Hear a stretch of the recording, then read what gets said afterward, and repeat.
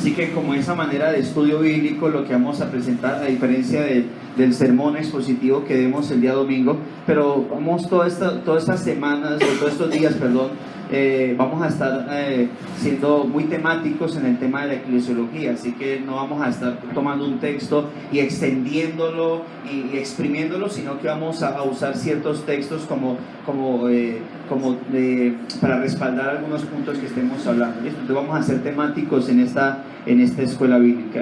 Obviamente usted puede preguntar, puede levantar su manito, de pronto que surja alguna inquietud, preguntar, que si no es un punto que de pronto vaya a tratar más adelante, pues con gusto se la responderé. Si es un punto que vamos a tratar más adelante, pues yo le diré que use de paciencia para que podamos continuar, ¿no?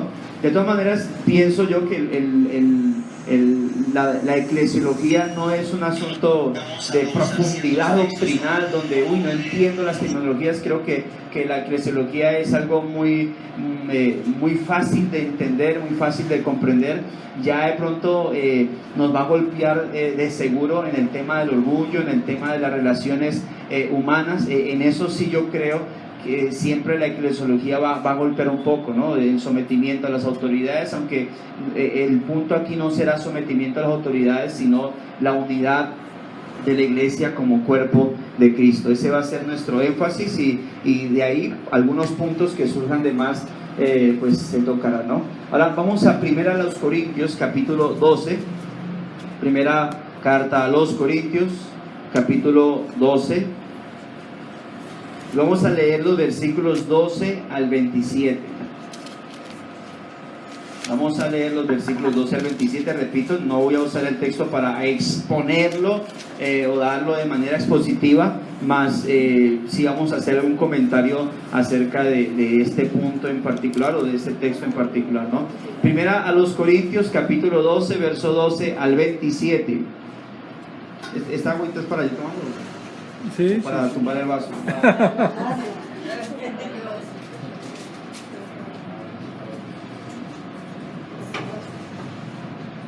¿Estamos ahí?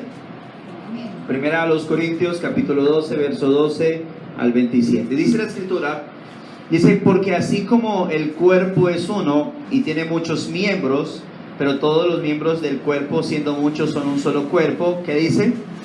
Así también Cristo, así también Cristo. Porque por un solo espíritu fuimos todos, ¿qué? Bautizados en un cuerpo, ¿no? Esto surge una pregunta.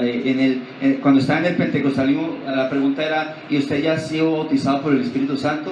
Y uno decía: no, pues mi lengua no se enreda, entonces no, todavía no. Entonces, pero la escritura dice que cada creyente ha sido bautizado, ¿verdad?, por el Espíritu, y dice que ha sido bautizado en un cuerpo, ¿no? Y este bautizo aquí es lo que es la connotación de la palabra bautizo, es sumergir. Es decir, por el Espíritu de Dios hemos sido sumergidos, injertados, metidos totalmente en un cuerpo. Entonces, y sean judíos o griegos, sean esclavos o libres, y a todos se nos dio beber del mismo Espíritu. Además, el cuerpo no es un solo miembro, sino ¿cuántos? Muchos, ¿no? Si dijera el pie: porque no soy mano, no soy del cuerpo, por eso no será del cuerpo. Y si dijera la oreja: porque no soy ojo, no soy del cuerpo, por eso no será del cuerpo. Si todo el cuerpo fuese ojo, ¿dónde estaría el oído? Y si todo fuese oído, ¿dónde estaría el olfato? Mas ahora, ¿qué? Dios ha colocado los miembros, cada uno de ellos, en el cuerpo. ¿De qué manera? Como Él quiso. No, pero yo quería, porque mi libre albedrío. No, si usted no le queda entendido lo del libre albedrío, no existe. O sí existe, pero esclavo del pecado. Ya en Cristo es otra cosa. ¿Pero qué? Dios los ha colocado como Él quiso, no donde usted quiso ponerse, donde Él quiso colocarlo. Verso 19: porque si todos fueran un solo miembro, ¿dónde estaría el cuerpo? Pero ahora son muchos los miembros, pero el cuerpo, ¿qué? Es uno solo. Ahora, verso 21: ni el ojo puede decir a la mano: no te necesito. ¿Puede? No puede. ni tampoco la cabeza a los pies, no tengo necesidad de vosotros. ¿Puede? No puede hacerlo. Antes bien, al contrario de eso, los miembros del cuerpo que parecen más débiles que... ¿Son qué? Son los más necesarios, los más necesarios. Y aquellos del cuerpo que nos parecen menos dignos, es decir, como inservibles, a estos, ¿qué dice? Vestimos más dignamente, y a los que nosotros son menos decorosos se tratan con más decoro. Porque los que nosotros son más decorosos no tienen necesidad.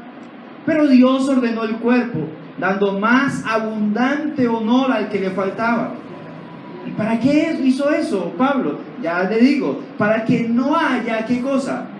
Desaveniencia en el cuerpo. Si usted tiene la Biblia de las Américas, dice, para que no haya división en el cuerpo. Eso quiere decir, no haya división en el cuerpo.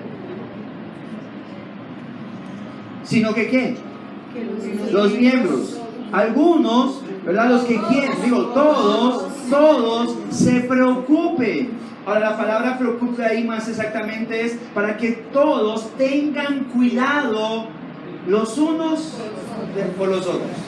Es la palabra ahí, preocuparse no es simplemente decir, ay, mi hermana Pepita, ¿qué es? La pobrecita, no, bueno, está como desanimada, allá ella, y ya. Te preocupas. No. La palabra preocupación ahí es tengan cuidado. Los unos, ¿por quiénes? Por los otros. De manera que si un miembro padece, ¿qué dice? Si un miembro padece, lo normal es que todos los miembros que se duelan con él. Es lo normal de un cuerpo. Y si un miembro recibe honra, lo normal de un cuerpo es que todos los miembros con él se gocen. Mi dedo estaba enfermo y se sanó, y la otra mano envidiosa empezó a golpearle porque se había sanado. Eso sería normal, ¿verdad? Entonces lo normal es que si un miembro se goza, todos los demás recibe honra, todos los demás se gozan, y si uno se duele, todos se duelen. Vosotros pues, lo que quiere decir Pablo, con toda esta parafernalia, lo que les quiero decir esto, mis amados corintios, es que ustedes son el cuerpo de Cristo y miembros cada uno en particular. Como si alguien de Corinto dijera, pero ¿a qué va Pablo? ¿Por qué dice Pablo eso? Porque ustedes son el cuerpo de Cristo y miembros cada uno en particular. Ahora, la carta, no sé si usted ha leído la carta a los Corintios, vemos que una de las iglesias, nos damos cuenta que una de las iglesias que le sacó canas verdes, metafóricamente, ¿no? A Pablo fue la iglesia de los Corintios. Y es complicado esta iglesia, porque no estamos hablando de una iglesia que fundó Julanito, que fundó Pedro, y Pedro después dijo, Pablo, te la encargo, y Pablo pues entró como nuevo a dirigir la iglesia de los Corintios y a levantarla. No, estamos hablando de una iglesia que nació con Pablo, que Pablo fue allá, predicó, la levantó, la formó. Aún así, si Pedro se la hubiese entregado, no hubiese tenido por qué tener los comportamientos que la iglesia de los Corintios tuvo. Entonces, con mayor razón, no tenía que haberse comportado de la manera que se comportó si Pablo lo había hecho. ¿Y cuáles eran esos comportamientos? Bueno, no poner en práctica todo lo que Pablo les enseñó. Era como si esta iglesia, todo lo que Pablo les había enseñado lo había puesto en práctica, pero al contrario, a hacer lo que no se les había dicho que hiciesen, hacer lo que tanto se les mandaba, lo que tanto se les prohibía, y lo que se les decía que hiciesen, no lo hacían. E incluso esta iglesia llegó a comportarse de tal manera que Pablo tuvo que usar defensa para decir que por qué él era un apóstol. Porque esta iglesia, la cual había sido fundada por el apóstol Pablo, llegó a decir o a pensar que el apostolado de Pablo como que no era de parte del Señor. Como que Pablo no era un apóstol en realidad. Sin embargo, era parte de su cinismo, era parte de su mal comportamiento. porque obviamente ellos están en una situación bastante libertina, están entregados a muchas pasiones carnales, y Pablo pues obviamente les había dicho esto, que les había enseñado lo contrario, y la forma de pagarle es incluso negando el ministerio apostólico. Pablo incluso tuvo que entrar en su defensa y hablar de todas esas cuestiones. Incluso hay que decir, ¿recuerda cuando Moisés, el Señor le dice, habla a la peña para que brote agua? Y este pueblo rebelde, ¿qué hizo hacer a Moisés? Hizo que Moisés no le hablara a la peña, sino que lo golpeara. Y por esa causa, ¿qué pasó con Moisés? No entró a la tierra de Canaán, ¿no? Sí entró a la tierra prometida. Bueno, con Corintios pasó algo similar. Pablo, eso se pasa con Corintios, y Pablo entra como a enaltecerse y a sacar a relucir todo lo que él era delante de ellos. Eso es lo que Pablo registra, todo lo que habían logrado, lo que Dios le había dado y a ellos no. Y entonces, por culpa de ese enaltecimiento de Pablo, por causa de ese enaltecimiento de Pablo, motivado por los corintios, el Señor, ¿qué le envió a Pablo? ¿Un qué? Un aguijón. Un aguijón. Y le envió ese aguijón pues para que, como dijo Pablo, para que no me vuelva a enaltecer por las cosas maravillosas que el Señor me ha dado. Para que entienda que, para poder recordar que todo eso siempre será por gracia y solamente gracia. Pero estamos hablando de miren lo que causó esta iglesia, los corintios, una iglesia bastante problemática. Es más, es una iglesia, si nota usted en el capítulo 12, es una iglesia con dones espirituales. El don de sanidad, el don de diversos géneros de lengua, don de interpretación de lengua, don de milagros, don de profecía, don de discernimiento de espíritu, donde todos esos dones. Es una iglesia dotada, una iglesia que uno como pastor dijera, wow, yo quisiera tener una iglesia así, tan llena de dones, con todo esto. Tenía sus creyentes con dones de profecía, había hasta hombres y mujeres con dones de profecía. El espíritu se movía ahí y el don de lengua se manifestaba. Pero era la peor iglesia que había. Eso nos dejaba ver que una iglesia llena del poder de la manifestación del Espíritu de Dios no siempre puede ser una iglesia de sana doctrina, o no siempre será una iglesia espiritual. Esta iglesia participaba de las manifestaciones espirituales, aunque tenía constantemente al Espíritu de Dios contristado. Y era posible eso. Una iglesia con dones espirituales, llena de poderes y manifestaciones, pero que tenía el Espíritu Santo contristado. Incluso que dice, Pablo tiene que recordarles que ellos son templo del Espíritu de Dios y que por lo tanto no pueden permitir la contaminación. Entonces vemos que era una iglesia bastante conflictiva, con bastante problemática, llena de muchas virtudes espirituales, manifestaciones, pero tenía una gran problemática. Era una iglesia con muchas divisiones, además de permisiva en cuanto a pasiones carnales y en cuanto a malos comportamientos de otros. Una iglesia llena de divisiones. Pablo dijo, yo escucho entre ustedes que entre ustedes hay divisiones. ¿Y sabe qué dijo Pablo? Y lo creo, porque la conocía. Es más, peleaban entre ellos mismos. Yo por eso voy más por Pedro. Cuando dice Cefas, se acuerdan que Cefas es Pedro, ¿no? A mí me gusta más Cefas, el apóstol Pedro. A mí me gusta más Pablo. Eran hasta selectivos, ¿no? Tenían sus preferencias. No, a mí me gusta más Pablo. Yo soy del lado de Pablo porque Pablo así. Y otros que se creían espirituales decían, a mí me gusta Jesucristo.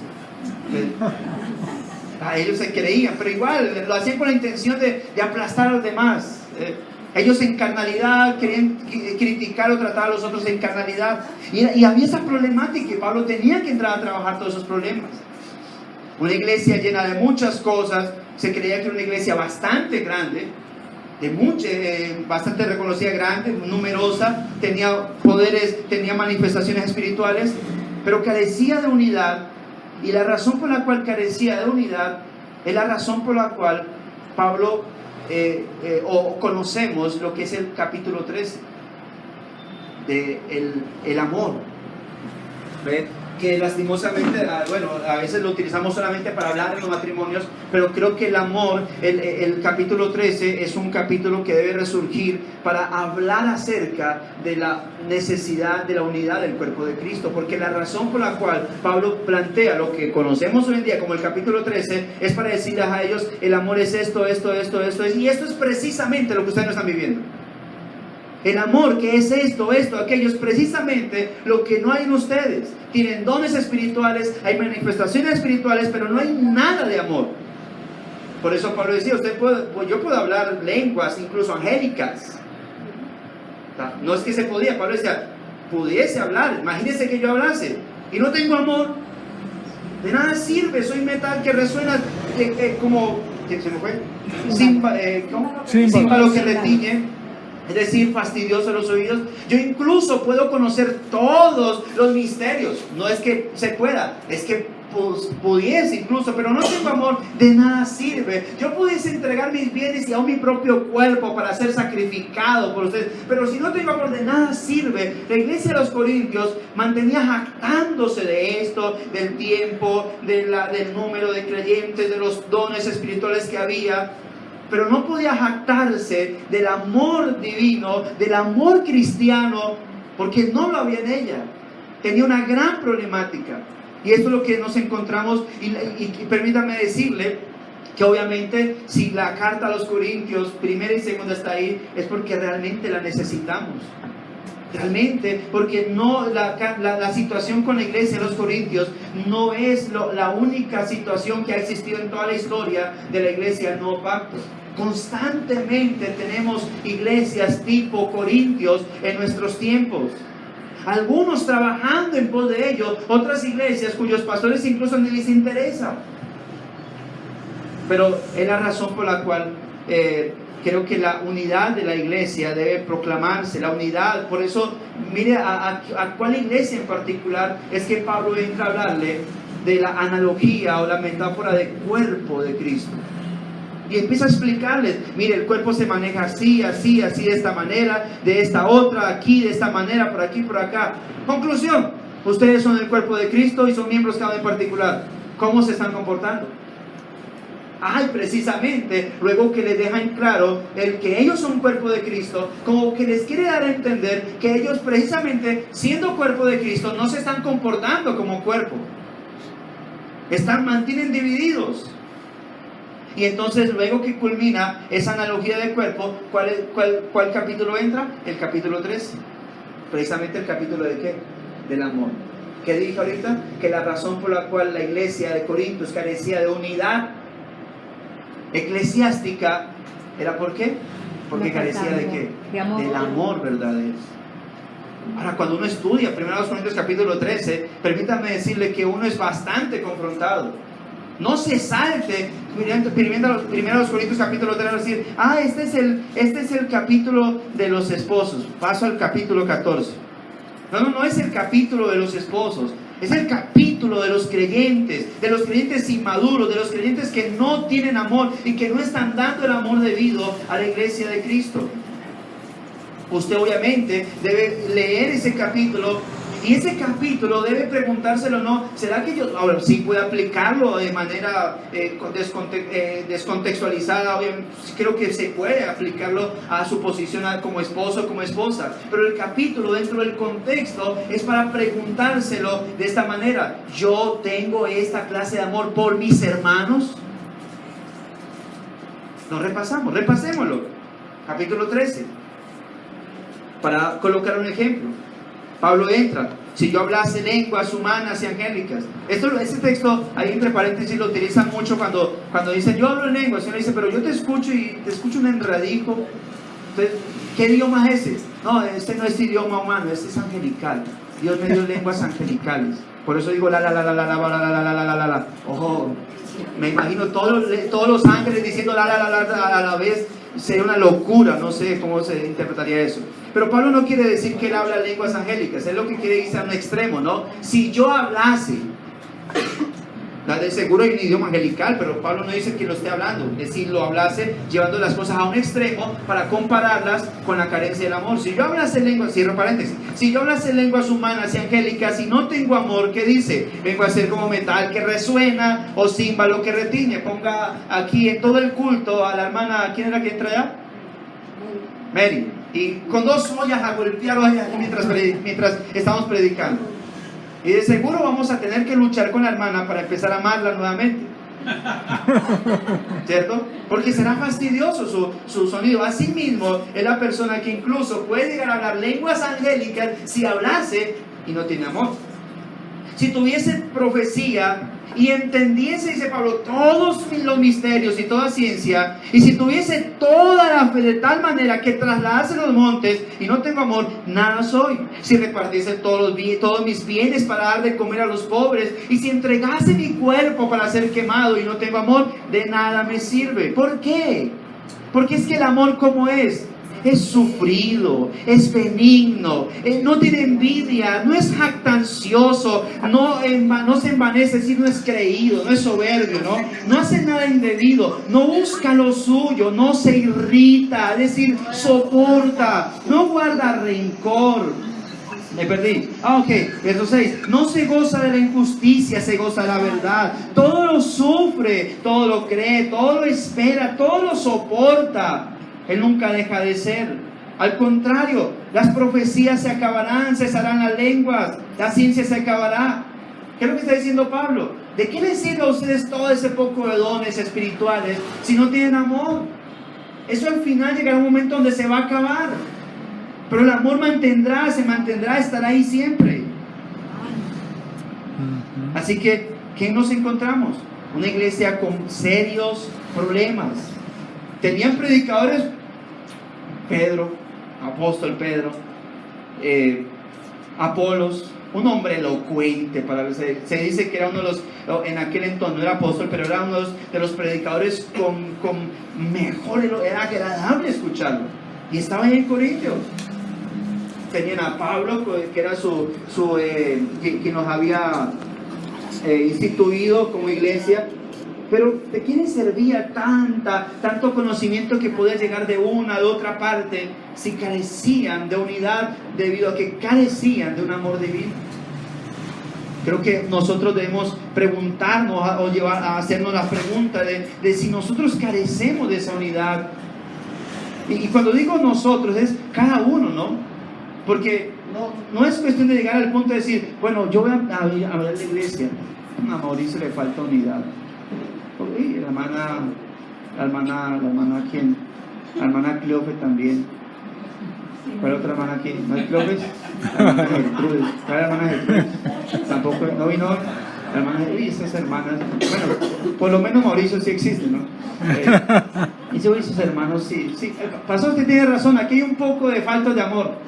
A Dios gracias, yo no soy como esos publicanos. Así que no es el hecho de empezar a examinar, sino decir, Señor, yo quiero mirarme a ver si estoy careciendo de esa falta de unidad, si tal vez yo estoy incurriendo en ese pecado, si tal vez yo carezco de ese amor divino o no lo he perfeccionado, no lo he madurado como debo hacerlo. El cántico que se entonó, que es parte de un salmo, es un llamado al examinarnos. Pablo a los Corintios precisamente les dice al final, en la segunda carta, dice, examinen su fe, a ver si es que están en la fe verdadera. Debemos examinarnos, debemos mirarnos como iglesia, cada uno en particular. Ahora, todo esto indica que así como es necesario reconocer los signos que autentican de pronto un billete, una prenda, un metal que se requiere de originalidad, así también es necesario reconocer los signos que autentican la verdadera iglesia de Cristo. No sé si conté aquí o vuelvo y le digo, perdón, si de pronto le insisto en algunos ejemplos que no sé si los he contado o en otra congregación. Pero alguna vez fuimos a un paseo y estábamos en cierto lugar y cuando un hermano fui corriendo y buscó una botellita y salió y yo estaba ahí y me dijo, pastor, encontré oro. ¿Verdad? Yo vea. Y entonces empezó yo y cogía tierra y echaba tierra, y sí había cositas brillando, así como doraditas. Y fue tan raro. Pues yo no sé eso. Hermano, si encontraste oro, pues te felicito, compra casa y hazte tu vida, le dije. Pero él seguía, pero yo lo sabía, pues la verdad yo lo hacía por chanza, ¿no? Yo decía, pues que lo recoja toda la arena y se la lleve. Y estoy por aquí, y estaba otro hermano, un hermano de él, y entonces pero él iba recogiendo y con el buzo y recogiendo esas cositas doraditas, y entonces llegó y volvió otra vez, y cuando un hermano en carne le dijo, ¿qué estaba haciendo? Y dijo, es que encontramos oro. Dijo, ¿oro aquí? A ver, veo. Dijo, eso es oropel. Oropel, creo que algunos conocen que es oropel, ¿no? Es un metalcito dorado que no es oro, es simplemente algo que es amarillo, que surge de ciertos lugares, pero que no vale nada. Entonces, no, pero debe ser oro. O sea, no, yo conozco eso, yo he trabajado los metales y eso no es oro, no moleste. Y ahí lo trató como medio mal, dijo, no, pero ¿cómo así? Entonces yo entendí algo, obviamente, de la codicia, ¿no? Pero también el hecho de que, pueda decir, hay que conocer las señales de lo que es verdadero y lo que no es. Y para conocerlo, y para conocer ese tipo de señales de que es falso y que no, que es original, que es chiviado, es porque uno tiene que conocer ciertas características, como los billetes, ¿no? Hay gente que no conoce y con facilidad le pasa un billete. Hay gente que, a mí me pasó una ocasión, mi esposa me pasó un billete, yo lo recibí, ella lo pasó así dobladito para echar gasolina, y ni ella lo abrió, ni yo tampoco. Entonces cuando lo abrí así, lo pasé, el Señor como que con tocarlo dijo, esto es falso. Y ¿cómo que falso? Yo lo miré y dije, sí, mírenlo bien, lo levantó y eso así. Caramba, si era falso, me dio vergüenza. Y dije, estoy pasando por ahí que estoy saliendo con un billete falso. Afortunadamente pues salí ahí, pero es el hecho de que hay gente que conoce las características. La iglesia de Cristo es así también. La iglesia del Señor se requiere conocer de esos signos, de esas señales que establecen a una iglesia como la iglesia auténtica de Cristo. Amén. Uno de los males que ha afectado a la iglesia durante la historia ha sido la ignorancia de la misma. Hemos hablado con el pastor Yesid, pastor Omar, donde la gran problemática de la eclesiología, las iglesias de hoy en día de línea carismática, pentecostales, neopentecostales, no conocen ni siquiera el término eclesiología. Es hoy en día, es en la reforma o es en el cristianismo bíblico, escritural, donde empezamos a conocer este tipo de doctrinas. Así es. Entonces la ignorancia ella misma, incluso de hasta ignorar su propia historia. Hay gente que ni siquiera le interesa quiénes eran los creyentes de hace un siglo. No les interesa, les importa es ahora, quiénes están ahora, los apóstoles de ahora, los profetas de ahora, las nuevas revelaciones de ahora, y ni siquiera les interesa, oye, pero mira este tema, esta doctrina tan extraña, mira que yo he estado estudiando y a través de los siglos nunca se ha predicado eso. No les importa, porque están desinteresados de la eclesiología y están interesados incluso de la historia de la iglesia. Así es. Cuando la misma Biblia nos manda a nosotros a examinar aquellos pastores que han sido nuestros pastores, o a través por lo menos de los pastores que Dios ha colocado a través de la historia para examinar la conducta de ellos, la fe de ellos y poder imitarla, pero hay que conocerla. Amén.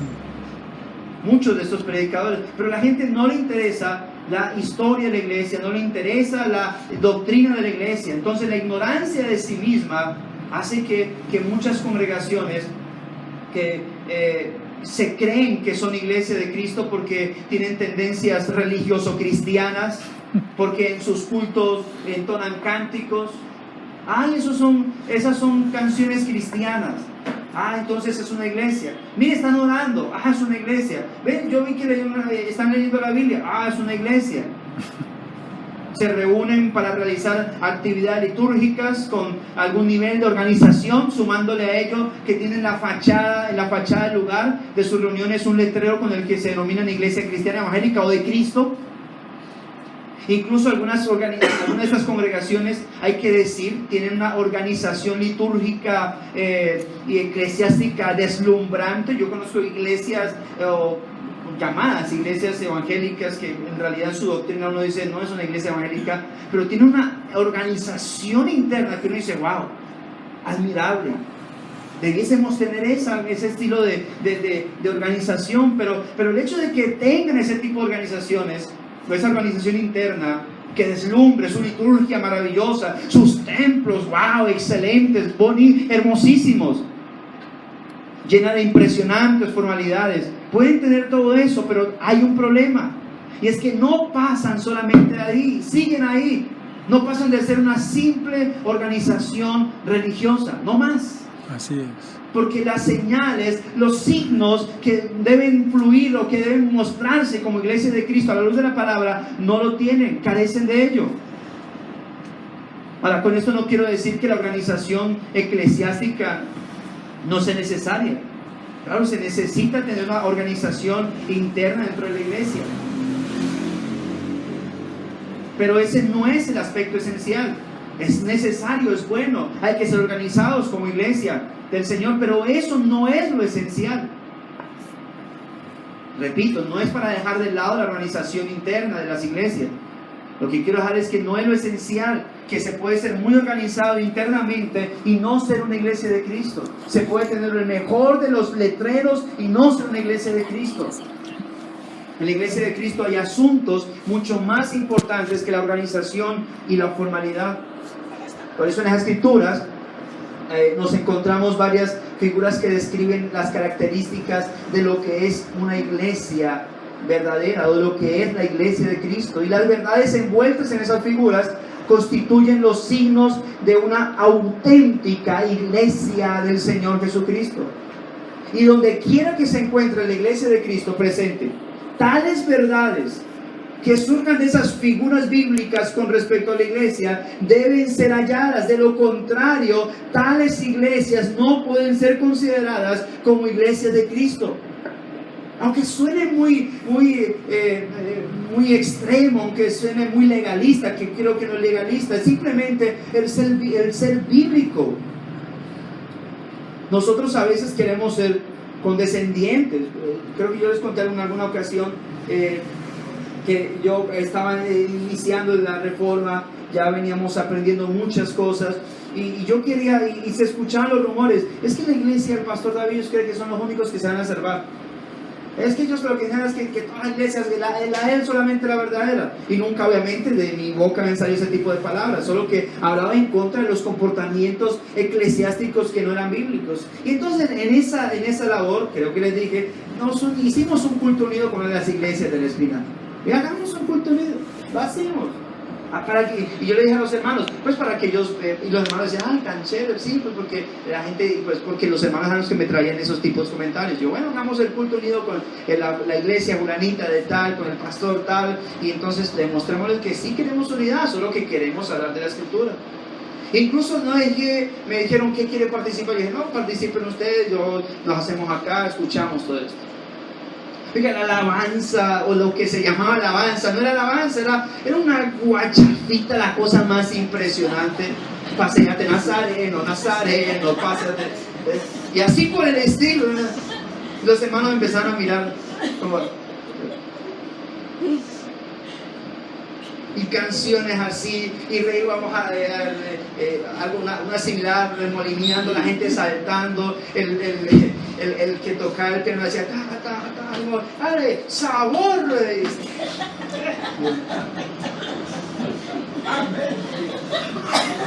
La oración, esa mujer, la pastora, eso se encendió a hablar en lengua, la cosa impresionante, reprendió espíritus de toda clase, espíritus que yo nunca conocí en la vida.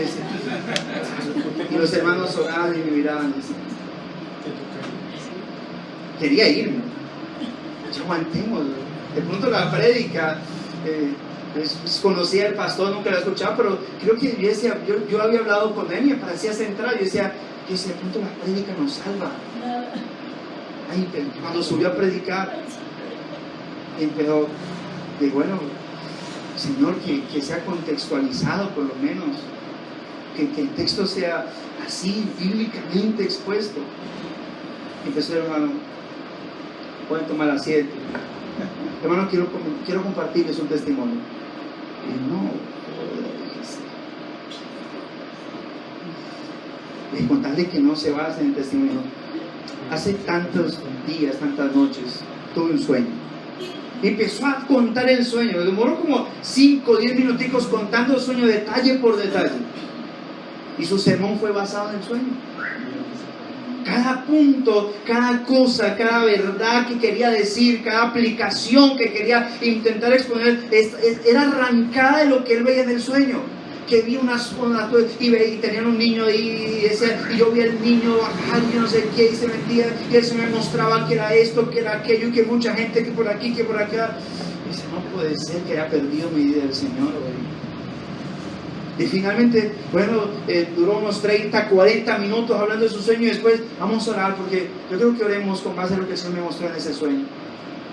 Caramba, ¿y dónde? Por lo menos un texto bíblico que nos pongan a leer hoy.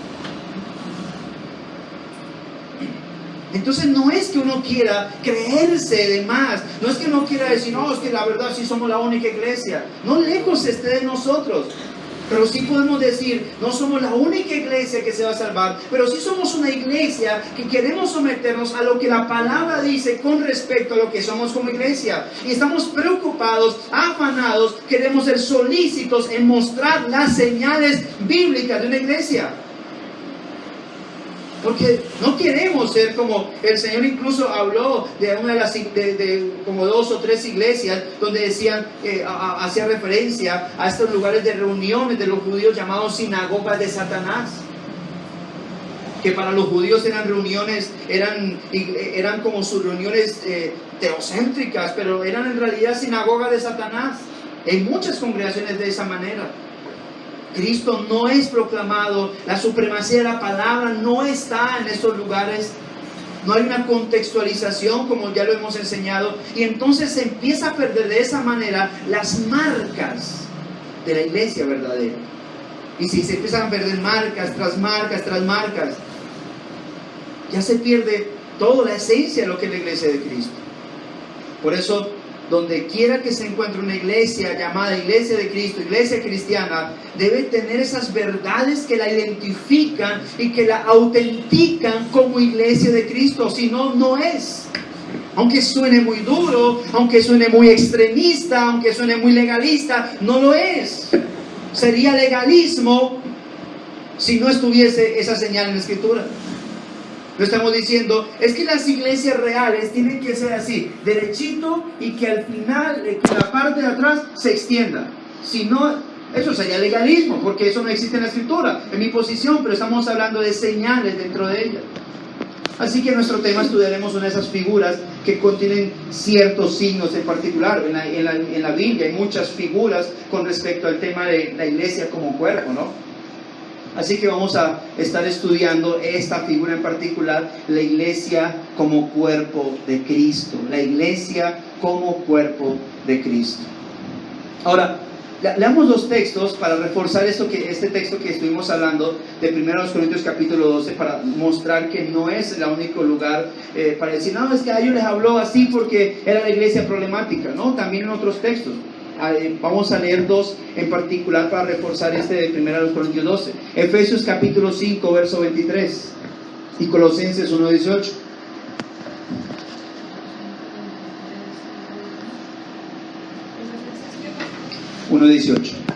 Efesios 5, 23 y Colosenses 1, 18.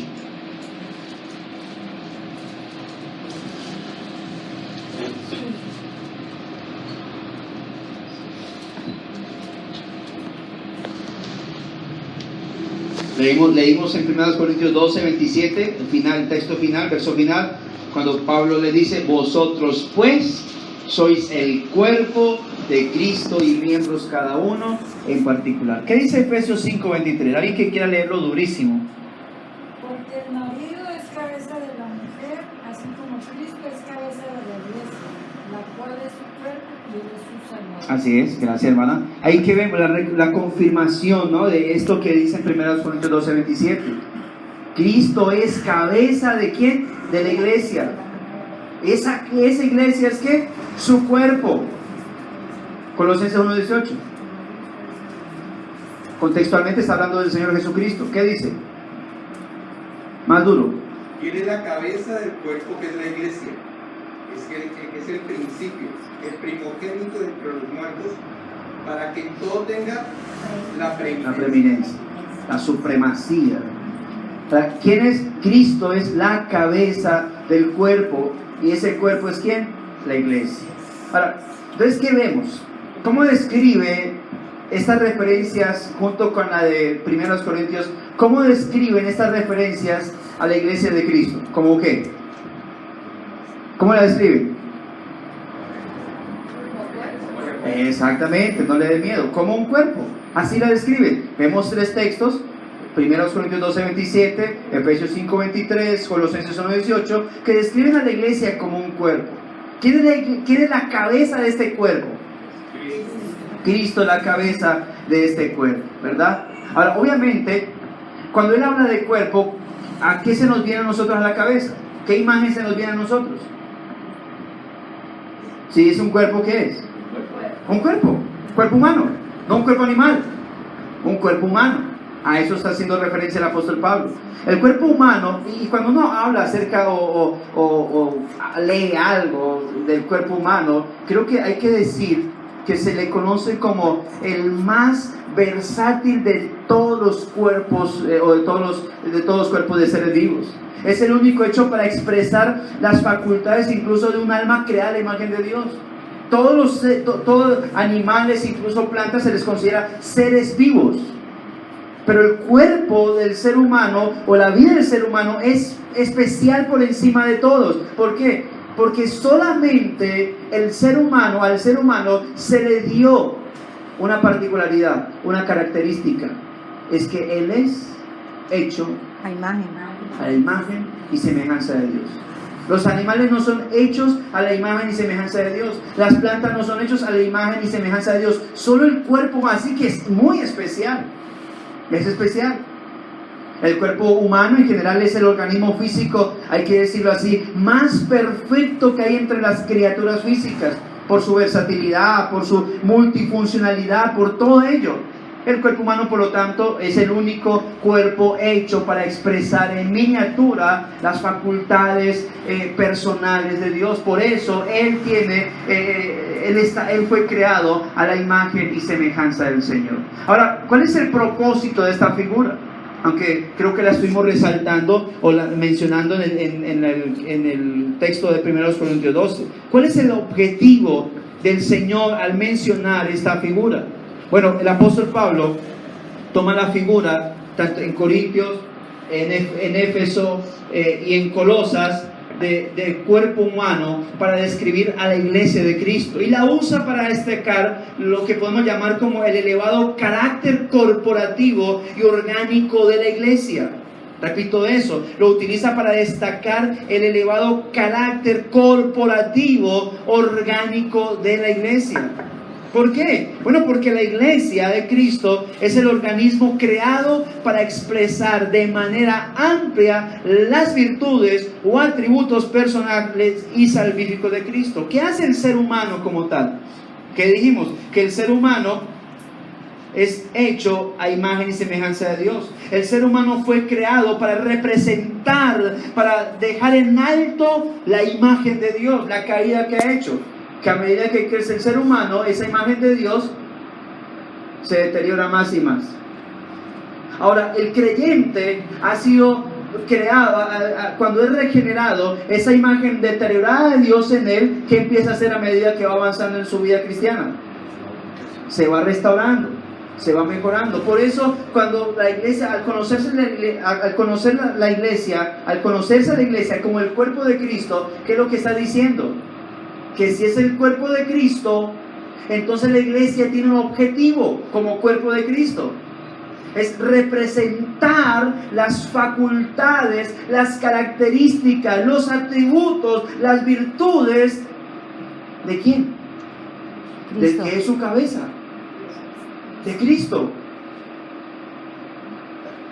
Entonces ahí es donde empezamos a examinar, a reflexionar nuestra vida. Bueno, yo como cuerpo de Cristo, como parte del cuerpo de Cristo, ¿qué estoy haciendo yo para dar una correcta representación de mi Señor al cual o del cual hago parte?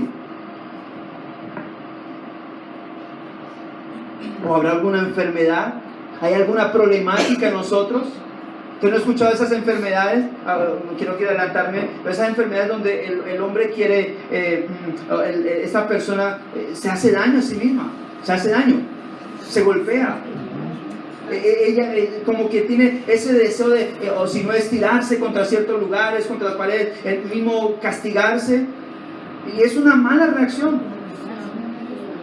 Con el perdón de mi hermana, de enfermedad, y conozco otra esposa de un pastor amigo, del pastor David Barranquilla, le hablaba al pastor, ella tiene lupus y también tiene ese tipo de enfermedades, su cuerpo se ataca a sí mismo. Ahora, ¿cómo le llamamos a eso? Enfermedad.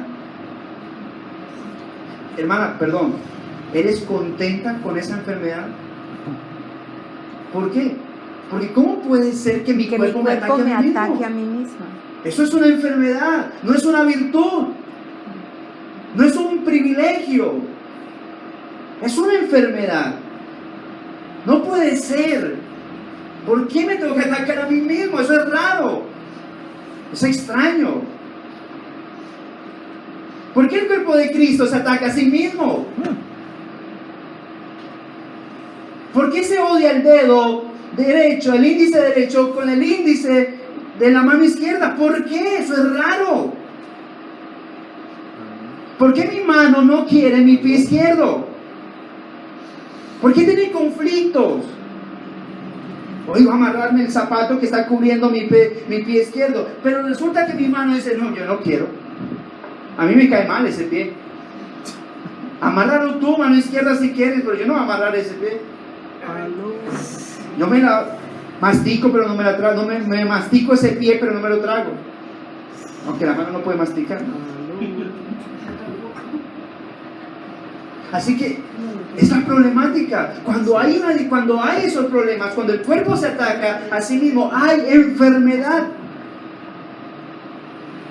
Ahora, si alguien no soporta esa enfermedad, si no quiere tener esa enfermedad, que también conozco la lucha de la hermana de Barranquilla, parte de ellas también causan tristeza en mi corazón por...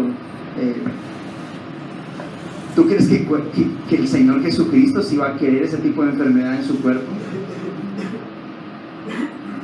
¿Tú crees que el Señor sí se contenta, sí está feliz porque su cuerpo se tira entre sí? Y entonces hay un objetivo a llamarnos, a examinarnos como cuerpo. En alguno, no sé si lo hablaba aquí, creo que sí. No sé si lo alcancé a hablar la otra vez que hablamos de eclesiología, pero decía que la iglesia universal es el cuerpo de Cristo. Ahora, cada iglesia pequeña, de una u otra, así como es el templo de Dios, cada iglesia local, bueno, cada iglesia local es como si fuera un cuerpito de Cristo. ¿Sé lo que lo digo? ¿Sí? Ok. Y cada iglesia es eso. Yo no voy a decir, ahora, si nosotros le tenemos tirria, por ejemplo, a la iglesia de Cali, oye, me caen mal esos reformados de Cali, ojalá ni se aparezcan por acá. Pues, ¿por qué? No sé, porque son de Cali. Yo creo que no sucede eso, ¿verdad? No. Listo, ya estamos bien por ese lado. Pero hablemos de nosotros como cuerpo de Cristo aquí en Palmira, los que se reúnen en la iglesia cristiana, siervo de la palabra, que está ubicado en la carrera 312344. Se lo aprendió. Del barrio Nuevo. Wow. Por si para la gente que esté por ahí en internet, ¿dónde será esa iglesia? ¿Dónde será? De publicidad política no pagada. Entonces, hablemos de nosotros. Ya nos toca, vimos el tema de Corintios. Oh, tenaz esa iglesia de los Corintios. Uy, no, pobre Pablo. Sí, claro. Pero, ¿no será que es un espejo de nosotros? ¿No podrá llegar a convertirse la iglesia de los Corintios en un espejo de la iglesia bautista cristiana, siervos de la palabra de Palmira? Dios mío. Hay que examinarse en todo ello. La iglesia de Cristo entonces es el organismo creado ¿para qué? Para expresar de manera amplia las virtudes o atributos personales y salvíficos de aquel a quien le pertenece. ¿Quién? Cristo. Listo. Se sobreentiende que la analogía es entre el cuerpo humano de Cristo y la iglesia, obviamente, ¿no? Y el apóstol, hablemos de tres propósitos en particulares que podemos hablar de como objetivos de esta analogía como cuerpo. Uno, mostrar la manera en cómo Cristo asume la iglesia. Primero, propósito, o un propósito que podemos sacar, de seguro hay muchos más que podemos hablar, pero el primer propósito es mostrar la manera en cómo Cristo asume la iglesia. ¿A qué me refiero? Bueno, a que el Señor Jesucristo, ¿qué hace? Asume a su iglesia como su propio ser. La iglesia no es una cosa extraña para Cristo, no es ese ente de personas allá en la tierra que le tocó salvar por voluntad divina. La iglesia es su esposa, la iglesia es su cuerpo, así que ¿qué hace Cristo con la iglesia? La asume como parte de Él, como que es Él. Por eso hay una doctrina hermosísima, no sé si la hará enseñar el pastor ya, pero se llama la unión con Cristo. Es maravillosa esa doctrina. Es por eso que en Hebreos capítulo 9 verso 4, ¿se acuerda? Cuando Saulo mantenía persiguiendo a la iglesia, a los creyentes, y en Hechos capítulo 9 versículo 4 vemos esa escena donde el Señor Jesucristo se le aparece a Pablo, ¿verdad? Entonces, ¿qué pasa? Cae, no se sabe si porque iba corriendo a pie, cayó, porque iba el caballo, el camello, en fin, eso igual no es necesario, pero cayó. Inmediatamente, él cuando dice, Pablo entiende, dice, Saulo, Saulo, ¿por qué me persigues? ¿Verdad? Hechos 9:4. Y ante esa pregunta, él dice, ¿quién eres, Señor? ¿Quién eres? ¿Y qué dice? ¿Cuál es la respuesta divina? ¿Cuál es? Yo soy Jesús, a quien tú persigues. ¿A quién perseguía Pablo? A Jesús. Pero, exactamente, a la iglesia. A la iglesia. Pero ¿cuál fue la respuesta del Señor? Claro. La pregunta. Me persigues a mí. ¿Por qué me persigues? Tremendo. ¿Por qué me Maravilla. persigues? Claro. Porque la iglesia es el cuerpo de Cristo. Amén. Amén. Eso implica que cualquier mal que alguien le haga a la iglesia, el Señor asume que es un mal ¿contra quién? Contra él. Wow. Cuando tú aborreces a un hermano, cuando aborreces a un hermano, Aborreces a Cristo. estás aborreciendo a Cristo. Cuando tú con conocimiento de causa haces algo, te comportas de cierta forma con algún hermano que es verdaderamente hermano, obviamente, lo estás haciendo contra el Señor. Así como cuando alguien hace algo contra ti, lo está haciendo contra el Señor. Por eso, ni en la venganza, yo haré el pago, eso es lo que dice el Señor. Es decir, déjame esto a mí. ¿No se acuerda lo que va a suceder en el juicio de las naciones? Los corderitos a la derecha, los cabritos a la izquierda. Bienvenidos, benditos de mi Padre, al reino preparado para ustedes, porque me viste desnudo, me vestiste, me viste con hambre, me viste comer, me visitaste en la cárcel. ¿Cuál es la pregunta de ellos? ¿Venimos desnudo? ¿Con hambre? ¿En la cárcel? ¿Y eso cuándo fue? Cuando lo hiciste a uno de mis pequeñitos. A mí me lo hiciste. ¿Quiénes son los pequeños? Según la Escritura, ¿quiénes son los pequeñitos del Señor? Su iglesia. Su iglesia. Eso es. Y entonces, No, nada pequeño.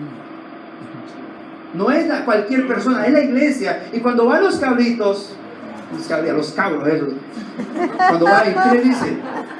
Porque me viste desnudo, no me vestiste, porque me viste con hambre, no me viste comer, porque no me visitaste, porque esto y por lo otro. ¿Y cuándo pasó eso?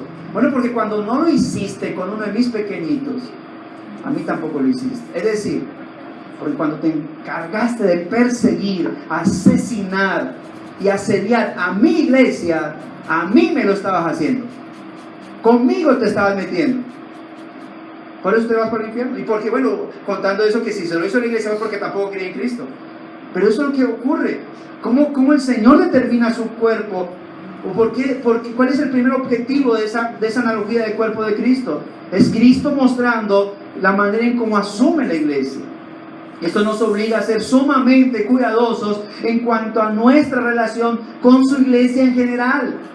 Y en específico con la iglesia donde nos ha puesto y con cada uno de sus miembros, en lo que hacemos o dejamos de hacer en relación con ella. Amén. Adiós a las roscas. Se acabaron las roscas.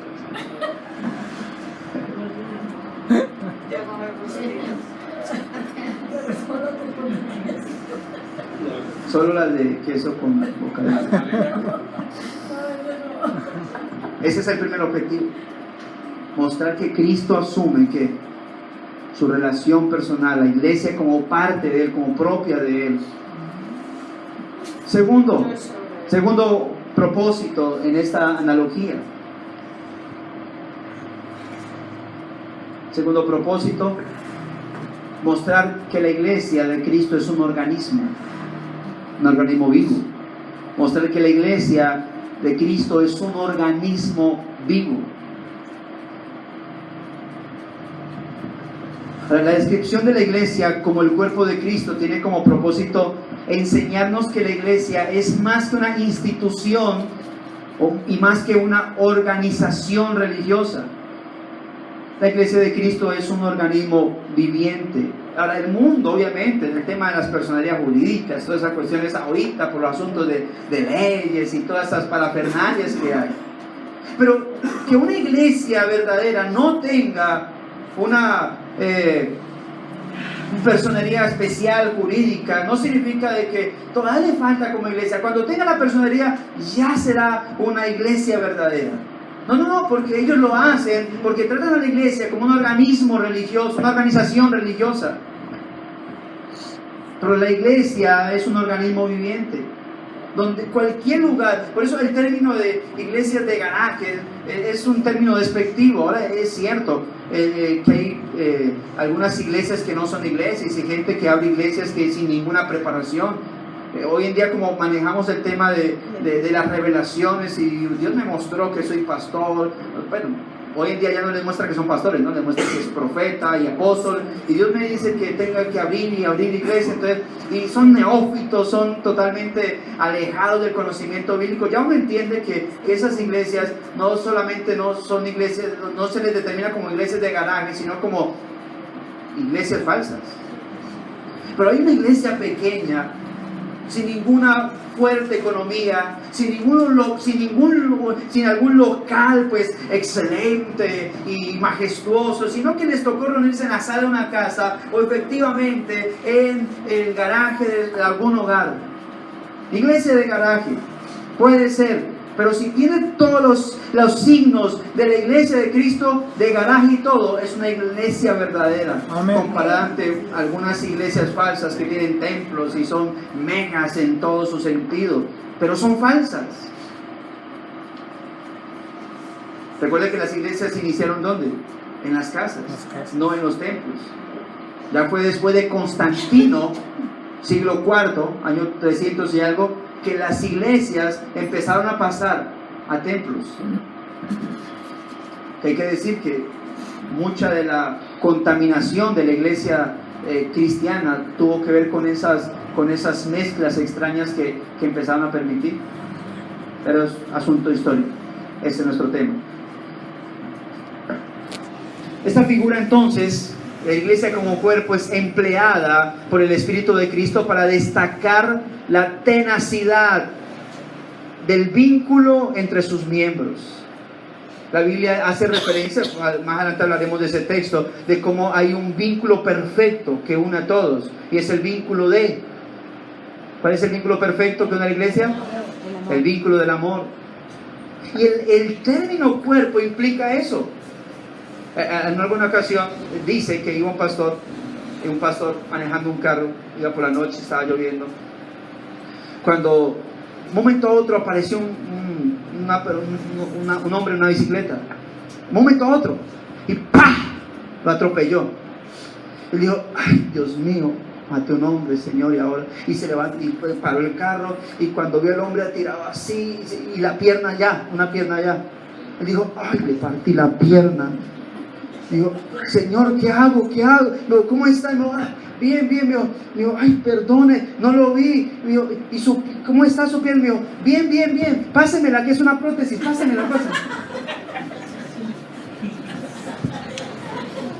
Así no es el cuerpo de Cristo. No somos así. No, yo no me junto con todos. ¿Por qué? Soy una prótesis del cuerpo de Cristo. Eso no existe. Y si eres una prótesis, pues tú no eres un creyente. Amén. No estás vivo, estás muerto. Las personas que vienen a la iglesia sin querer entregarse a Cristo, pero quieren ser parte de aquí, de la iglesia de Cristo, hay que decirle el hermano prótesis.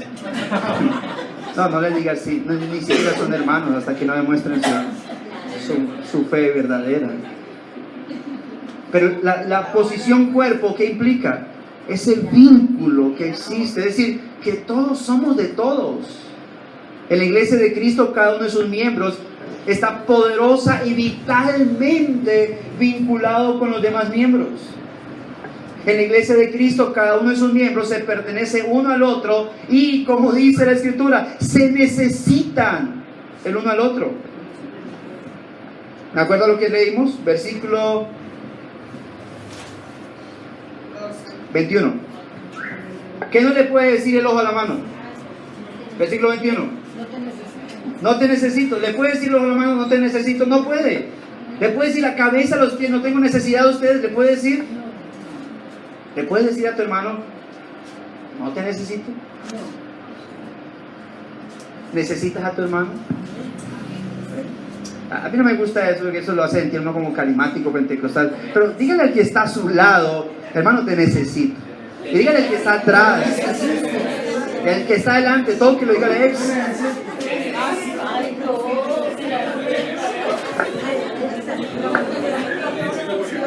Listo, ya, tanta recoche. Vamos acá. Lo necesito, pero para el caminar cristiano, no para recochar, hermano. Bueno, para molestar, porque si de pronto que recocha en otros lugares es una palabra fea. Me refiero a molestar. Ya, a mí no se les puede dar un confianza. Muy confianzudo, hermano. Así que, ¿qué implica entonces que la iglesia, la posición cuerpo, mis amados hermanos, en la iglesia de Cristo, es para hablar cómo cada miembro se pertenece uno al otro, se necesita uno al otro y se debe ayudar el uno al otro? En la iglesia de Cristo, aunque cada miembro tiene su identidad obviamente y función particular, ninguno trabaja para su bien individual, todos trabajan para el bien de todo el cuerpo.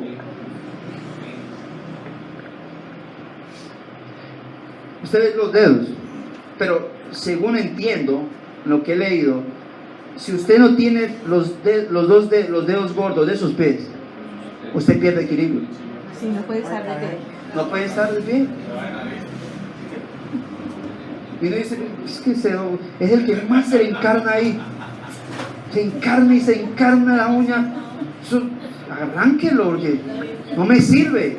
Y lo arrancamos porque es tan débil. ¿Por qué los demás no se dejan encarnar las uñas y usted sí? ¡Chao! Se va. No te necesito. Por eso los gordos son importantes. Los gordos de nos vamos. Mi hermano justificando la gordura. Descontextualizó el tema, hermano. Entonces hay una ayuda mutua. Hay una ayuda. Todos nos necesitamos con todos. Esencialmente, ¿en qué? En nuestra comunión espiritual, orando los unos por los otros.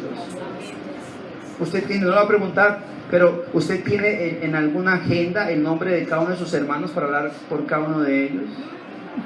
Yo sí la tengo. No estaba preguntando, pero gracias, hermano. Pues no estaba preguntando que me respondieran, pero gracias. La hermana sí lo tiene. ¿Otra hermana lo tiene? Mire, la hermana. El hermano, no sé, ¿a Sandra? Sandra la esposa. La hermana Sandra, sí. El hermano, sí. Es todo, los hermanos. Para orar por ellos. En la iglesia de Cristo, aunque cada uno tiene su identidad y función particular, como dice la Escritura, ninguno trabaja para su bien individual, todos trabajan para el bien de todo el cuerpo. Y eso es una realidad expuesta en muchos textos de la Escritura. Lo leímos en 1 Corintios capítulo 12, verso 12 al 27. Está en Efesios 11 al 16, que posiblemente es un texto que vamos a exponer el día domingo. Efesios 4, 11 al 16, se puede leerlo. Y así, y de manera analógica, ¿no? Como cuerpo de Cristo. Efesios 4, 11 al 16. Y de manera clara y práctica, también encontramos en Romanos capítulo 12, ya no habla de la iglesia como cuerpo, sino ya el comportamiento interno de ella, de una manera clara, práctica.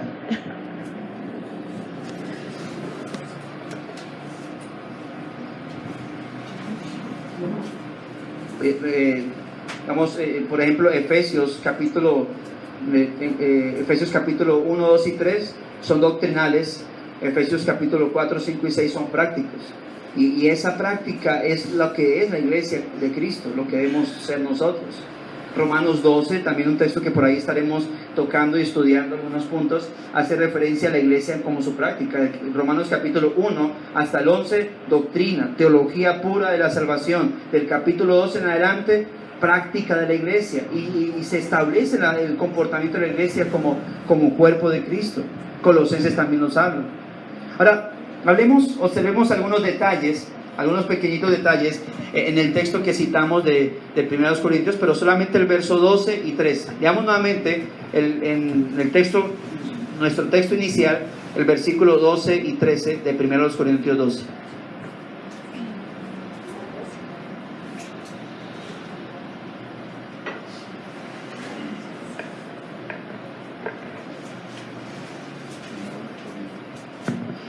El Señor es maravilloso. Pensé por instantes que iba a tener que citar hasta... Pensé por instantes que tenía que usar del sermón de mañana, porque dije, 1 hora y media no me va a alcanzar. O digo, me va a sobrar mucho. Pero aquí estamos todavía en el primer sermón, así que gloria a Dios porque nos da para hablar de su palabra. ¿Estamos ahí? Verso 12 y 13. Dice, porque así como el cuerpo es uno y tiene muchos miembros, pero todos los miembros del cuerpo, siendo muchos, que son un solo cuerpo. Entonces, ¿se observa? Muchos, pero esos muchos son ¿qué? Uno. Ese uno son ¿qué? Muchos a la vez. Porque por un solo espíritu fuimos todos bautizados en un cuerpo, sean judíos o griegos, sean esclavos o libres, y a todos se nos dio beber del mismo espíritu. Y explicamos que es esa palabra bautismo, ¿no? El haber sido injertados, metidos al cuerpo del Señor. ¿Quién nos sumergió en el cuerpo de Cristo? ¿Quién nos sumergió en el cuerpo de Cristo? ¿Quién? ¿Quién? Exactamente, lo acabamos de leer, está ahí. ¿Quién nos metió? Por un solo espíritu fuimos todos bautizados en un cuerpo. Ese cuerpo contextualmente es el cuerpo de Cristo. Ahora, ¿cuántas veces obviamente podemos ver en estos dos versículos la palabra cuerpo y a qué se refiere en cada caso?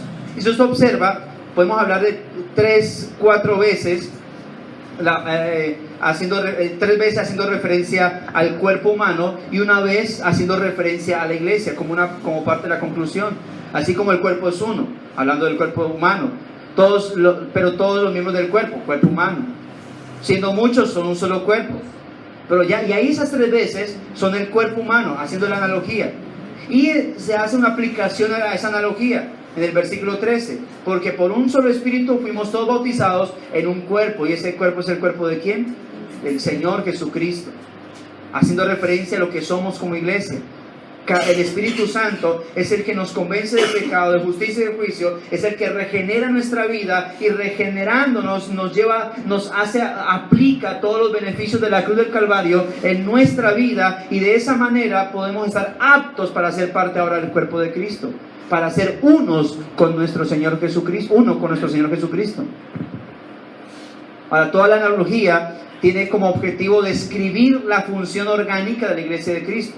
Por eso en el versículo 12, el apóstol Pablo, tomando el cuerpo humano de manera analógica, define la iglesia de Cristo como una pluralidad de miembros constituyendo un solo organismo.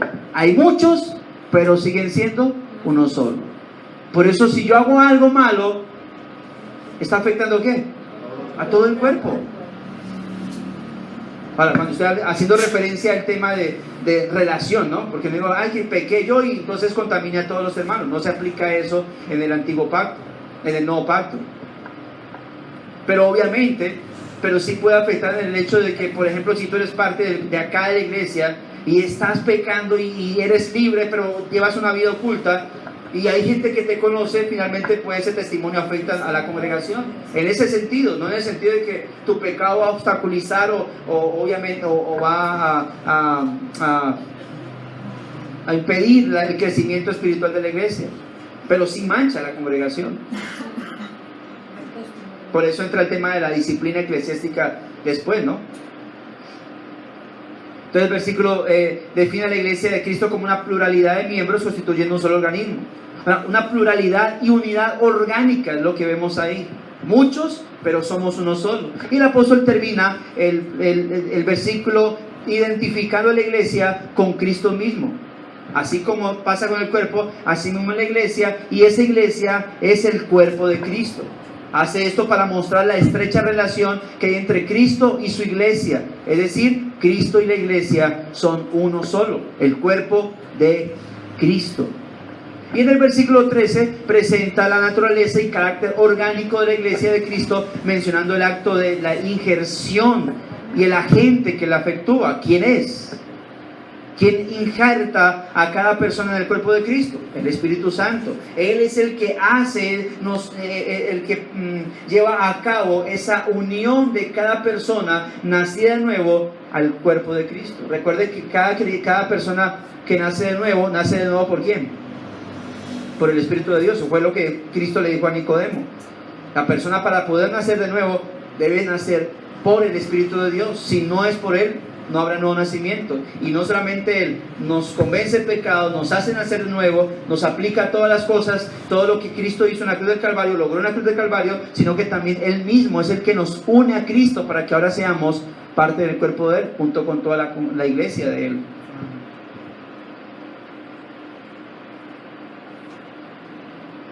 Entonces vemos esto, ¿no? Que el creyente es sumergido en el cuerpo de Cristo, que esto es hecho por el Espíritu de Dios, que obviamente a su vez es el Espíritu de Cristo, ¿no? Ahora, todos los miembros de la iglesia de Cristo, sin distinción de raza, rango social, de donde sea, como dice ahí, judíos, griegos, esclavos o libres, todos hacen parte de ¿qué? Son bautizados, tocados por el Espíritu de Dios, regenerados por el Espíritu de Dios y sumergidos o bautizados, como dice ahí, sumergidos en el mismo cuerpo.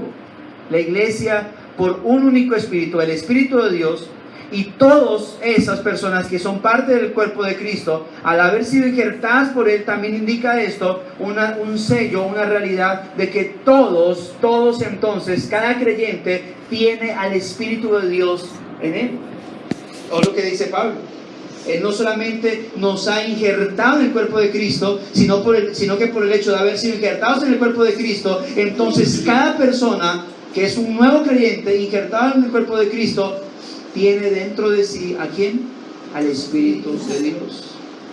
Está dentro de todos, a todos se nos ha dado de ver de un mismo Espíritu, dice el apóstol Pablo. Entonces recordemos que obviamente lo que ya les he dicho, que mediante el nuevo nacimiento los creyentes son sumergidos en Cristo, por el Espíritu Santo, y que ese cuerpo pues es la iglesia de Cristo, y que además obviamente, aparte de ser parte de la iglesia por el Espíritu de Dios, eso también nos da lugar a tener el Espíritu de Dios dentro de nuestra vida. Es decir, que todo esto es una obra que afecta por fuera y por dentro a quien es objeto de ella. Así que no existe alguien que diga que es mitad del cuerpo de Cristo y la otra mitad todavía no. O se es o no se es. No existen medio cristianos. No existen personas que son medias parte del cuerpo de Cristo. No existe tal cosa. O se es o no se es. O se es del cuerpo de Cristo o no se es del cuerpo de Cristo. Así que en estos versículos vemos entonces esta obra del Espíritu de Dios y cómo obviamente opera en nuestra vida. Ahora observemos en otro texto algunos detalles respecto a esta figura. Veamos en Efesios capítulo 4, que es un texto que posiblemente, si Dios no nos dice otra cosa, vamos a tocarlo el día domingo. Efesios capítulo 4, verso 15 y 16. Veamos esos dos versículos. Otros detalles respecto a esta figura revelados aquí en el Nuevo Testamento. Capítulo 4, Efesios capítulo 4, verso 15 y 16. ¿Alguien que quiera leerlo, por favor? Sino que, siguiendo la verdad en amor, crezcamos en todo, en aquel que es la cabeza, esto es Cristo, de quien todo el cuerpo, bien concertado y unido entre sí por todas las coyunturas que se ayudan mutuamente, según la actividad propia de cada miembro, recibe su crecimiento para ir edificándose en amor. No voy a profundizar en el texto porque es un texto que creo que hace parte de otra enseñanza. Ahora, pero en el pasaje el apóstol usa la misma analogía para referirse a la iglesia y su actividad. También la misma relación. El cuerpo de quién es? El de Cristo. Y el cuerpo como cuerpo tiene una labor particular en la cual está incluida cada miembro de ese cuerpo. Un cuerpo con pluralidad de miembros con funciones particulares, trabajando de manera concertada para un bien común, no un bien individual, no un bien egoísta, un bien común. Ese cuerpo que se menciona ahí, como lo leemos, es la iglesia. ¿Y quiénes son? ¿Y quiénes son cada? Obviamente, el cuerpo es la iglesia. ¿Y qué es cada miembro? Cada miembro obviamente es cada creyente que hace parte de la iglesia del Señor. Ahora, ¿cuál es el enfoque de la actividad de cada miembro de la iglesia según esta referencia o según este texto bíblico? ¿Cuál es el enfoque? ¿Con qué objetivo se plantea la actividad propia de cada miembro? ¿Para qué? Dice el verso 16. Exactamente, para la edificación, para la construcción, para la formación de ese cuerpo, de la iglesia, para que cada uno crezca. ¿De qué manera? Dice ahí, para crecer en amor. Es decir, que todo este asunto de trabajar como cuerpo de Cristo, si no es con el amor divino, no se puede hacer. ¿Qué dijimos al principio de la iglesia de los Corintios? ¿En qué fallaba? A pesar de que tenía excelentes predicadores, tenía dones espirituales, pero ¿qué le faltaba? Antes del amor, no había unidad. Y la razón por la cual no había unidad en estos creyentes de Corintios era porque carecía ¿de qué? De amor divino, del amor ágape, del amor que viene del cielo. Ahora, ¿de quién recibe el crecimiento este cuerpo? De Jesucristo, como su cabeza. Todo esto implica que la esencia del Señor Jesucristo es ministrada, amados hermanos, de un cuerpo, de un miembro de la iglesia a otro, y así toda la iglesia crece. Repito eso, esto implica que la esencia de nuestro Señor Jesucristo es ministrada de un miembro de la iglesia a otro. Cuando este creyente tiene amor del Señor, un amor divino, porque es realmente un miembro del cuerpo de Cristo, yo también, ¿qué es lo que va a haber entre ambos? Sino un vínculo, ¿qué? Perfecto. Y cuando hay un vínculo perfecto, ¿qué va a haber de allá para acá? Edificación, y de aquí para allá, edificación, crecimiento, construcción. Un buen comportamiento como iglesia. Y si llega a pasar, mire, yo no se burle de mí, pero en ocasiones, a veces me estoy bañando y jugándome la cara con este dedo meñique, se me incrusta por aquí una vez y me lastimo. Yo no sé por qué me ha pasado varias veces. Creo que no estoy enfermo, pero no sé, me distraigo, pero pasa. Y en realidad yo siento como que me fuera a arrancar la nariz en ese momento. Pero yo no me enojo con él. Digo, hombre, ¿qué te pasó? ¿Qué te ocurrió? ¿Por qué me lastimas? No lo voy a, tranquilo, no te voy a arrancar. Pero te perdono, hermano Meñique. Y le digo, pero y lo ha hecho varias veces. Y no lo he arrancado todavía. Ni lo voy a arrancar. Estoy hablando en serio. Bueno, no le hablo así como diciendo que le hablo, pero digo, caramba, pero ¿por qué me hago daño? Es un descuido. Eso así pasa, ¿no? Cuando hay amor, ¿qué va a hacer? Todo el objetivo va a ser esto, edificación. Todo el objetivo es que edificarse. Lo único que puedo producir en mi hermano es crecimiento. Cuando hay amor y hay falencia, pero pastor, eso le iba a decir, y cuando él me hace algo malo a mí, bueno, cuando hay amor, tú le soportas con paciencia y en ese mismo amor le perdonas. ¿Qué estás haciendo con tu hermano que hizo algo malo contra ti? Lo edificaste, porque lo soportaste en amor, y soportando en amor, lo perdonaste de la manera que Cristo te perdonó. ¿Qué aprendió el hermano? Algo bueno de ti.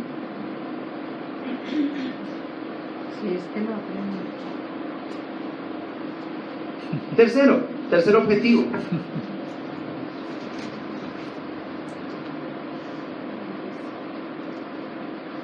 Bueno, repasemos el primer objetivo que mencioné. ¿Cuál es? Mostrar la manera ¿Cómo asume la iglesia, no? ¿Cómo qué? Como su propio cuerpo. Segundo objetivo, ¿qué dije? La iglesia es un organismo vivo. Es un organismo vivo, ¿no? Hay que aclararlo. Aunque es una redundancia, es un organismo vivo. No muerto, es vivo. Y lo tercero,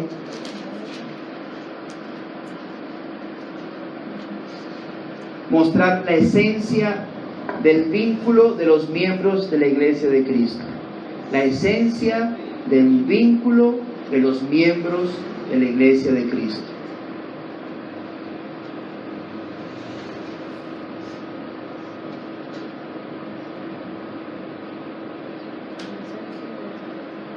Mostrar la esencia del vínculo de los miembros de la iglesia de Cristo. Ahora, según lo que el apóstol Pablo menciona en uno de los textos, leímos que el vínculo de los miembros de la iglesia de Cristo es un vínculo esencialmente espiritual. El vínculo de los miembros de la iglesia de Cristo no está basado en la necesidad social de algún miembro en particular. No es un vínculo basado en la mera necesidad natural de formar parte de un gigantesco grupo de personas, ¿no? Esto lo relata en el versículo 13. Porque por un solo espíritu fuimos todos bautizados en un cuerpo, sean judíos o griegos, sean esclavos o libres, a todos se nos dio a beber de un mismo espíritu. Es decir, aquí no es un asunto de clubes sociales o de jerarquías o de apellidos o de estratos sociales, no. Es simplemente el hecho de mostrarnos la obra del Señor en su iglesia como cuerpo de Cristo.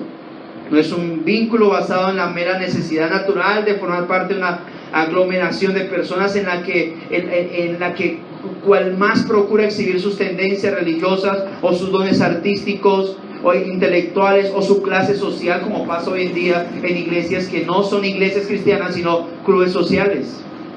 Precisamente esta era la tendencia que estaba predominando en la iglesia de los Corintios, como lo dijimos al principio, porque eso es lo que estaban buscando ellas. ¿Quién mostraba más? ¿Quién tenía el mejor don espiritual? Incluso había una lucha entre ellos. No nos enseñaron a nosotros, o por lo menos a mí me lo enseñaron. Yo lo enseñé que había que los dones espirituales había que buscarlos, ayunar por los dones espirituales. Pues cuando estábamos en esa línea, ¿no? Hay que buscar y ayunar por esta, ayunar por lo otro, y esto y lo otro. Pero y eso pasaba en la iglesia de los Corintios. Pero Pablo que les dejó en claro, mire, si ustedes mantienen peleando, o lo que quería decir era peleando, yo mantenía peleando por el tema de los dones, pero el Espíritu Santo le dio un don a cada uno en particular como Él quiso darlo. No era un asunto de que ellos buscaban y buscaban, era que así se los quiso dar el Espíritu de Dios, como Él quiso darlo en su soberanía. Y hay gente que quiere buscar o usar la iglesia con ese pretexto. Mostrarse a sí mismo, en vez de edificarse, es mostrarse. Entonces el vínculo de los miembros de la iglesia de Cristo es Cristo mismo. El vínculo de los miembros de la iglesia de Cristo es Cristo mismo, quien habita y crece en ellos mediante su Santo Espíritu con la instrucción de la palabra. Es decir, lo único que debe mostrarse en la iglesia de Cristo, lo único que debe resaltarse dentro del cuerpo de Cristo, ¿es quién? Cristo. Es Cristo. Cristo mismo. No soy yo, no son mis dones. Si los hay, gloria a Dios. Pero incluso como Pablo le dijo a los corintios, la razón de los dones que hay en su vida tiene como objetivo la edificación de ellos. Lo mismo, Cristo es la fuente, como sabemos, es la fuente de vida y actividad de su iglesia y de cada uno de sus miembros en particular. Si Cristo no es la esencia, si no es lo que nos une, si no es lo que me lleva a mí a edificar a mis hermanos, entonces nada nos podrá llevar a una correcta edificación. Lo leímos en Efesios 4:16 ahorita. De quien todo el cuerpo, bien concertado y unido entre sí por todas las coyunturas que se ayudan mutuamente, según la actividad propia de cada miembro, recibe su crecimiento para ir edificándose en amor. Y Cristo mismo es quien opera, quien obra en su iglesia, que es su cuerpo. Por lo tanto, la actividad, amados hermanos, de cada uno de los miembros de su iglesia está coordinada por la voluntad de Cristo, no por la voluntad de cada miembro en particular, sino por la voluntad de Cristo en sus vidas. Por eso el objetivo siempre de hacer algo es exaltar a Cristo en mi vida y en la vida de mi hermano. Y a la luz de esto, amados hermanos, el vínculo de los miembros de la iglesia de Cristo debe entonces caracterizarse por la conformidad de cada uno de los miembros de la iglesia a la palabra de Dios, en el lugar que Dios le ha puesto en su iglesia. Repito eso. A la luz de esto que estamos diciendo, entonces, el vínculo de los miembros de la iglesia de Cristo debe caracterizarse por la conformidad de cada uno de los miembros de la iglesia a la palabra de Dios en el lugar que Dios le ha puesto en su iglesia. En el que usted esté edificando. Yo creo que yo solamente estoy aquí para solamente sentarme. No, eso es mentira. Todos somos llamados a edificar de una u otra manera, ayudando, orando por mis hermanos, o incluso predicando el evangelio afuera, o discipulando a alguna persona para la edificación, el crecimiento de la iglesia. Pero aún cada uno, amados hermanos, debemos buscar la manera en cómo yo debo edificar a mis hermanos en la congregación, iniciando por la oración. Pero igual debe haber un comportamiento externo, no algo que yo hago por la iglesia. Está bien, lo digo porque alguien puede decir, no, yo oro, pues yo la verdad no hablo con nadie, no me gusta hablar con nadie, pero yo oro por todos mis hermanos. Y está bien, ora por todos tus hermanos, pero no puedes ser apático con el cuerpo de Cristo. Debe haber una relación. Ahora, es cierto que amigo es más unido que un hermano, creo que dice el texto, se me va en este momento, ¿cierto? Sí, hermano es más unido que amigo, es más unido que un hermano. Y es cierto que con algunos miembros tenemos más afinidad, ¿no? Pero esa afinidad mayor con algunos miembros del cuerpo de Cristo no debe significar que solamente con Él. Él es solamente, es mi pana, es mi llavería. Es como si en el cuerpo de Cristo, Él y yo solamente somos el cuerpo aquí del Señor. No, todos, hermano. Sí, amar más a este hermano que a otro es cierto, o tener más afinidad que con otro hermano está bien, pero con todos debes tener unidad, con todos debes expresar amor, independientemente de que tu muestra amor tal vez sea mayormente para con él o para con ella, pero con todos, amados hermanos, amén, con todos debemos mostrar ese vínculo perfecto.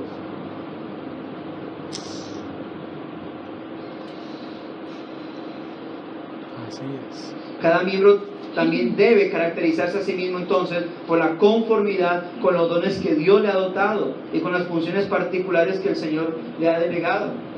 Hay que investigarlo. Tal vez, luego le digo, algunos simplemente estamos para demostrar nuestra edificación del cuerpo de Cristo, tal vez simplemente orando por ellos, cosa que todos debemos hacer, y mostrando nuestra calidad, nuestro gozo y nuestra unidad con todos ellos. Algunos tienen los dones de predicar, algunos tienen pues una voz bien armónica con las cuales pueden ayudarnos a los que cantamos feo a cantar alguito, en fin, todo esto, ¿no? Algunos pueden pararse acá a dirigir oraciones y guiarnos a la iglesia a dirigir oraciones. Algunos comparten la lectura bíblica y está bien todo esto. Pero no todos son llamados a eso. Incluso en aquel entonces, Pablo, que decía al final del capítulo 12, ¿todos son apóstoles? No. ¿Todos son profetas? No. ¿Todos hablan lenguas? No. ¿Todos sanan? No. Pero cada uno tiene algo para brindar a la iglesia como cuerpo de Cristo, ¿no? Y de esta manera, amado hermano, por la sencillez con la que asume su lugar cada creyente como cuerpo de Cristo, cumple entonces con sus funciones y ministra a los demás para la salud y la edificación de todo el cuerpo de Cristo. Sin embargo, es necesario advertir que los miembros de la iglesia no pueden asimilar esas verdades por su sentido común natural, debido a que para que la iglesia pueda vivir de acuerdo a esta verdad, necesita ser consciente de ella, y obviamente para ello necesita ser instruido.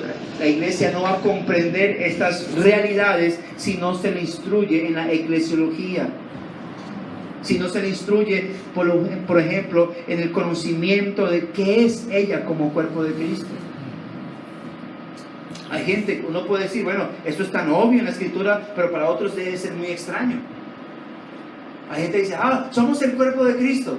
Y aún sabiendo eso, no sabe o no asimila en realidad qué es esa analogía que el apóstol Pablo hace con respecto a la iglesia como cuerpo de Cristo. Entonces debe ser instruido en ello para que pueda ser edificación. Por eso el propósito de la analogía del cuerpo es enseñar a la iglesia para que de manera consciente y voluntaria cada miembro asuma su posición correspondiente en la iglesia, y que con humildad, con mansedumbre, con sencillez de corazón, ministre sus dones a los demás miembros para la edificación del cuerpo de Cristo, sin que sea gigante, no, sin que se crezca, porque hoy estoy edificando, no, porque todo lo hago como esa famosa frase y muy aplicada, sin que sea una muletilla, todo lo debemos hacer para la gloria de nuestro Dios. Amén. Y la edificación de nosotros como cuerpo del Señor, mis amados hermanos. Y para terminar, teniendo en cuenta este texto, Romanos capítulo 12, verso 3.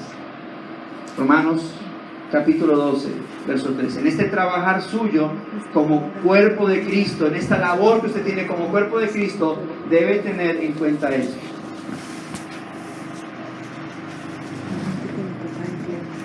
Romanos 12:3.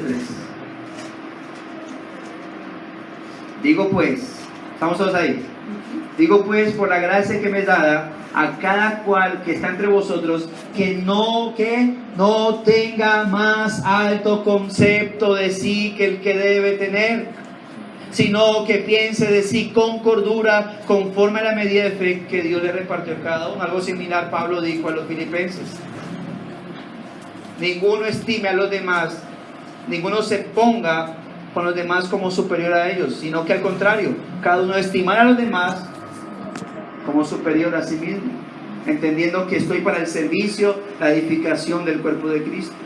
Ahora, esta exhortación del apóstol Pablo presume la tendencia en los creyentes de agrandarse en ocasiones, de sublevarse, de vanagloriarse ante los otros, apocándolos, y de esta manera complicando y haciendo daño a la unidad, a la armonía del cuerpo de Cristo. Por eso debemos cuidarnos entonces de cuál, amados hermanos, debe ser nuestra labor. Por eso la intención del apóstol Pablo al describir y definir la iglesia como como cuerpo de Cristo es para prevenirnos de esa infecciosa tendencia de o no hacer nada por la iglesia, o hacer daño por la iglesia, o si hago algo por la iglesia, entonces recibo yo la gloria, y obviamente mal enseñarlos a actuar de una manera incorrecta que no muestra a Cristo en su vida, porque ese es el objetivo, como dijimos al principio. ¿Cuál es la razón por la cual cada creyente que hace parte del cuerpo de Cristo debe trabajar correctamente en lo que significa esa analogía del cuerpo de Cristo? Es porque cuando lo hacemos correctamente, exaltamos a la cabeza de ese cuerpo, Cristo nuestro Señor. ¿Alguna pregunta? ¿Ninguna? ¿Todos? ¿Bien? Sí. Ok. Oremos al Señor. ¿Oramos? Sí. Oremos al Señor. Buen Dios, te damos muchas gracias por tu hermosísima palabra, por tu confrontante palabra. Ciertamente ella es como espada de dos filos, Señor, para herir pero para curar, para edificarnos, confrontarnos, amonestarnos, pero también consolarnos, Señor. Y te damos gracias, Dios mío. El honor y la gloria sea para ti. Gracias por enseñarnos, por aquellos que han sido enseñados hoy en algo nuevo, por aquellos que se les ha recordado lo que ya sabían, Señor, por aquellos que han sido amonestados, Señor, internamente. Gracias, porque es tu palabra, Señor. Y somos tu cuerpo, somos tu iglesia. Y yo te pido que nos ayudes, Señor, incluso con este solo tema. Creo que sería suficiente para despertar nuestro interés en rogarte que nos enseñes a actuar correctamente como tu cuerpo, Señor. Amén. Por eso te doy gracias, Dios, por tu palabra, por confrontarnos, por exhortarnos, Señor. Que tu palabra realmente, Señor, como dice ella misma, corra, sea glorificada y cumpla el propósito con el cual es enviada a nuestra vida, para nuestra edificación, para nuestro crecimiento, Señor. Te damos gracias, bendito Dios. Que mis hermanos todo este tiempo, Señor, todos estos días y aún cada culto tengan siempre esa hambre y sed de tu palabra, Señor. Amén. Para que cada sermón que se exponga aquí, no solamente esta semana, sino todos los días de reunión, Señor, cada miércoles o cada domingo, Señor, tengan esa hambre y sed de tu palabra, Dios, para que crezcan con el objetivo no solamente de crecer ellos internamente, sino también con el objetivo de edificar a tu cuerpo.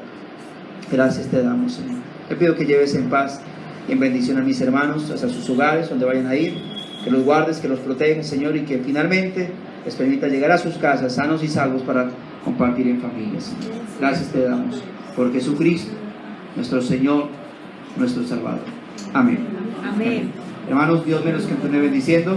Gracias por su atención.